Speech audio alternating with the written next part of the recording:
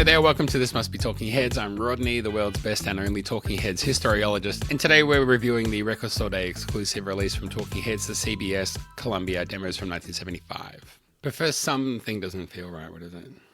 Headphones. Oh, Bunny or Rod, they call me. That feels better.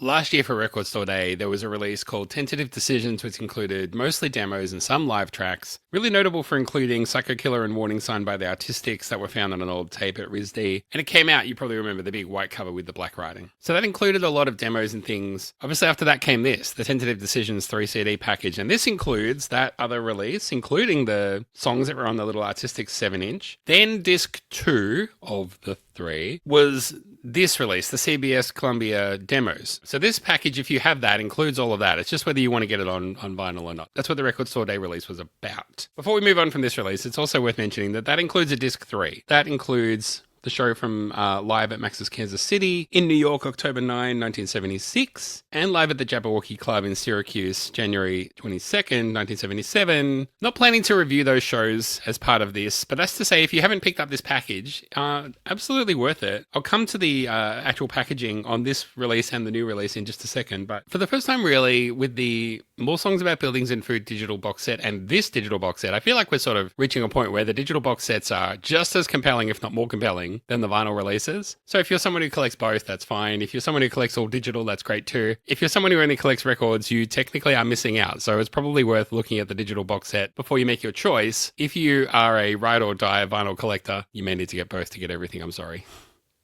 But then we do actually come to this, the Talking Heads CBS Columbia demo records, which came out for Record Store Day. Big, beautiful double gatefold.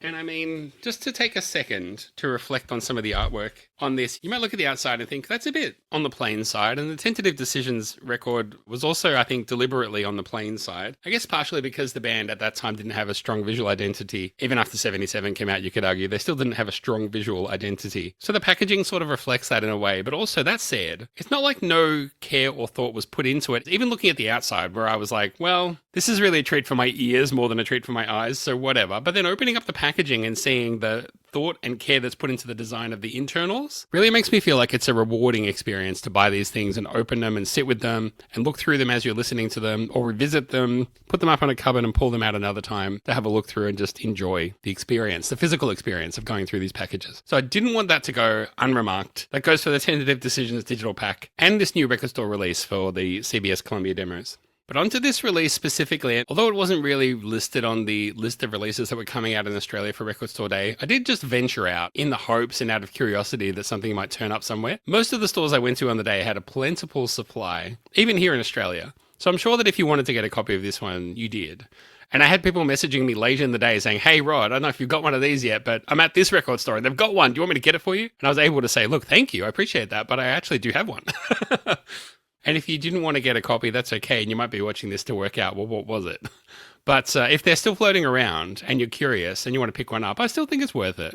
And interestingly, as we've gone through this sort of reissue process with all of the old albums being released and then super deluxe editions and then Record Store Day exclusives and unearthed tapes and things like that, I do sort of feel like this release may actually draw a line under releases from this period. And what I mean by that is the sort of pre-More Songs About Buildings and Food sort of era. It is earmarked that later this year we'll be getting the Fear of Music Super Deluxe Box Set Edition. So we're sort of expecting that it might get announced in the next few months and it'll probably come out later this year. And I feel like that will be a nice step forward and we'll really leave behind those first two albums, all the demos, all the sort of live shows from that era. I feel like we'll sort of draw a line through that and say, we've done that now. But anyway, moving on to this release. This is the CBS Columbia demos. Some tracks from this, if you would sit down and listen to this, you may go, yeah, I've heard these versions of these songs on a few little things here and there. But this is one of those things where, again, we're really doing this properly. We're really doing this right. We're not just going to cherry pick certain songs out and put them in other compilations. The whole philosophy behind all of this series and reissuing everything is that you get to hear the whole kit and caboodle of what is available, but also you get to hear it all in one package. You get everything. And you can hear it all in context, and the presentation of the packaging and the liner notes and the whole whole identity of these releases sort of makes sense, rather than just one random song plucked out of the air and put onto some compilation. These were recorded by Mark Spencer in New York in 1975, so that sets the timeline. And again, I think the value of a release like this is that you get to hear all the demos that sort of weren't really finished, alongside other songs that obviously went on to feature on the albums and become staples of their live sets and so on. You get to hear how the band sounded across all of those tracks all at the same time from the same kind of sessions. You get to hear what they're going for, what they emphasize, what they don't emphasize, what their character is like, what their performing character is like. And you get this full document of where they were really at. I've been debating whether or not to sort of provide like overall thoughts or just go through track by track. My style is usually to go through track by track, but I've been wondering, maybe in future when I do these reviews, I might provide an overall thought and then provide examples from across the whole release rather than stepping through it. But I've already made my notes as though I'm going to step through it, so I guess, unless there's any objections.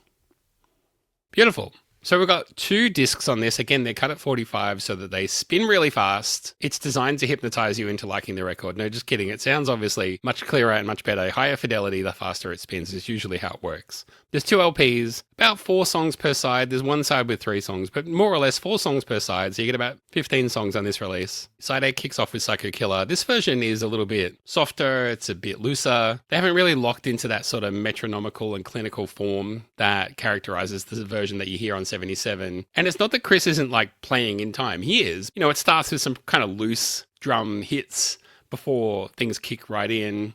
There's a little bit of just sort of almost like a rehearsal vibe.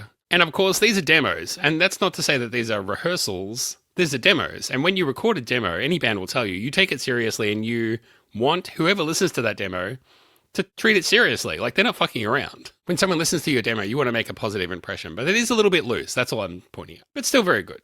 Next track is Sugar on My Tongue. This is most likely the same cut that people have heard on previous compilations like Sand in the Vaseline and so on. But, you know, it's nice to have that. If you've never had this song before, it's nice to have it on this compilation. And it definitely, I think, paints that whole picture for where things are at.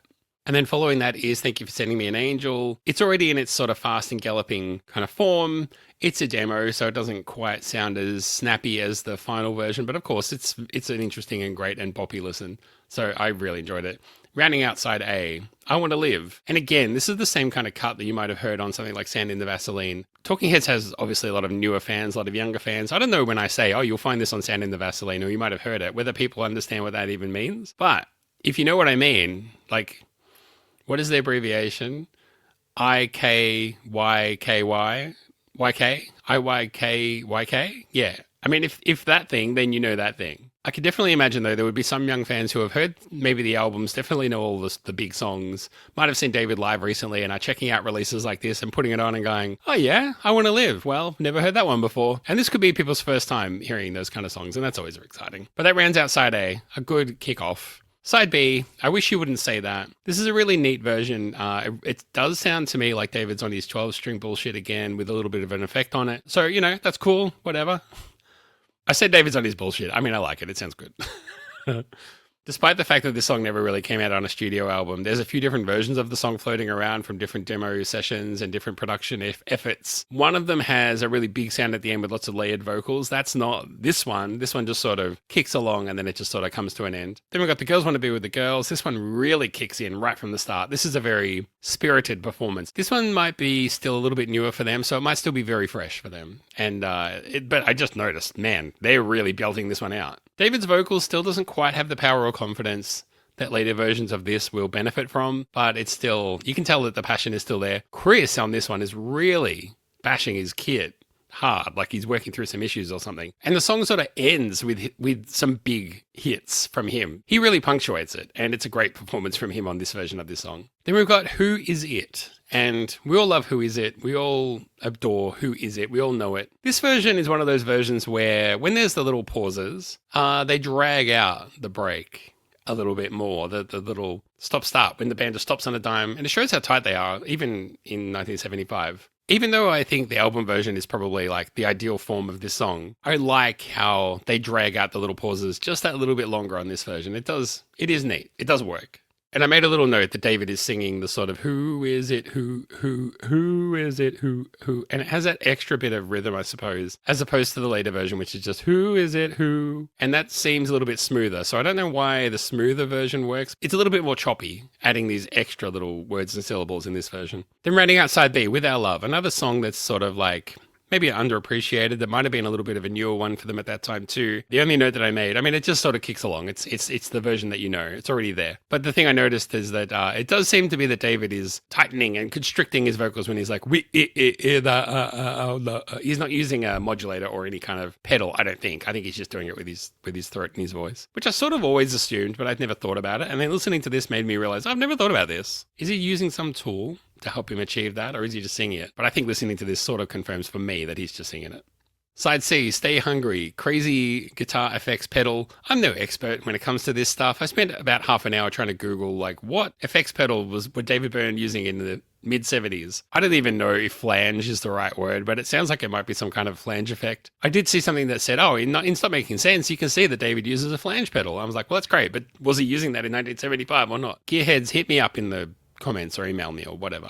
And on this version of the song, I made a note that we're sort of starting to hear this kind of mumbled gibberish vocal style that he puts more into use, in the later years, in the next 3 or 4 years. But really, this is the first time, at least on this release, that I picked up on it. It's the first time I can think of from any of these demos or live shows where he just starts to dial in on this sort of mumbled, garbled, kind of vocals. And that kicks along for quite a few years.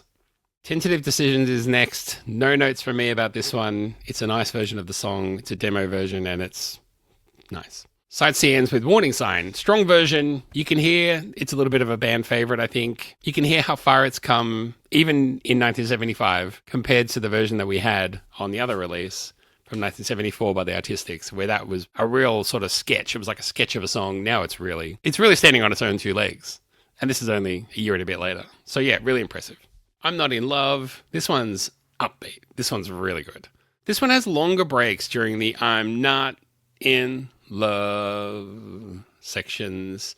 In this case, unlike Who Is It, where I felt like those breaks did work, here I feel like the song loses too much momentum when they try and do that and drag it out. I like the shorter pauses after they've dialed this one in a bit more when they're playing it live or on the album. The shorter pauses during I'm Not in Love help it to maintain a little bit of momentum, even though it's still a bit stop-start. It doesn't lose momentum, it just keeps cracking on.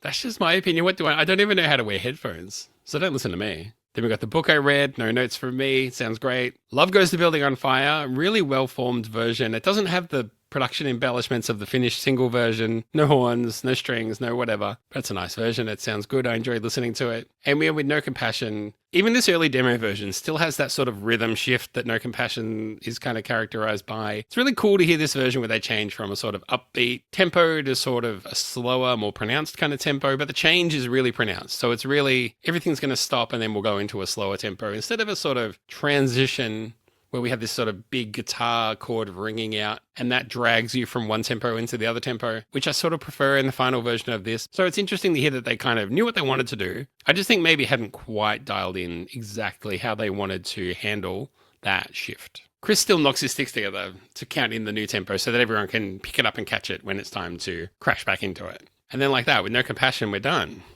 I have noticed recently that with these releases, and particularly with my videos about all these things, that people tend to prefer the previews rather than the reviews, as in, before something comes out, they might be keen to pick up some details about it, keen to hear what I might think about it, keen to get some more context about it, or just be so excited for it that they just want to have something they can watch that sort of gives them a little bit of an appetizer, as opposed to the reviews, which is like, once they've lined up, once they've paid their money, once they've got it and listened to it, maybe they're less interested in my reviews and my thoughts, which is...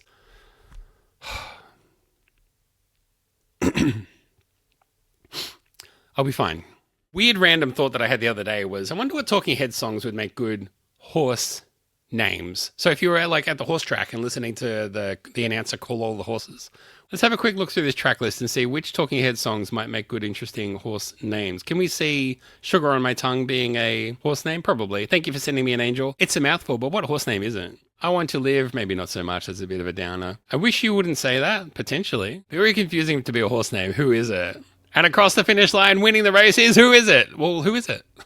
Stay Hungry could be a horse name because, sort of speaks for itself. Tentative Decisions, definitely a horse name. And Coming Around the Bend, I'm Not in Love. It's like, well, thanks for sharing your fucking life story with us, bro. Love Goes to Building on Fire. Bit too cerebral for the horse racing crowd, I would say. No Compassion, absolutely. No doubt that's a horse name. So there you go. If you stuck around this long, waiting for an extra little bit of juice from me, that's what I've been cooking up. Inappropriate and weird thoughts about how to spice up Talking Heads album reviews. So that's all for me about these CBS Columbia demos. I had one to have finished by now, my Feelings podcast episode, and there will be a video about that to accompany the release. So if you're waiting for that one, I'm sorry. It'll be next in the rotation, hopefully. And I hope you've been enjoying the other things that I've been putting out in the meantime. I've been trying to delay this one to get that one done, but now I was like, well, let's just get this one done. As always, I'll keep thinking up new and fun things to talk about, but if there's anything you want to hear, let me know. Go to the website, which is thismustbetalkingheads.com. Send me an email. Let me know what you want to hear more about, or if you have any questions, and I'll try and dig up some answers for you. And I mean, I'm getting closer, but I'm trying to get up to 1,000 subscribers. So if you happen to be watching this and you feel like subscribing, I would really appreciate it. Once I get to 1,000 subscribers, I'll put a bit more effort into graphics or editing or whatever. I mean, I put a little bit of effort in now, but I'll take it a bit more seriously once I cross the 1,000 mark. So let's try and get there together. Thanks so much for watching. See you next time. My name's been Rod.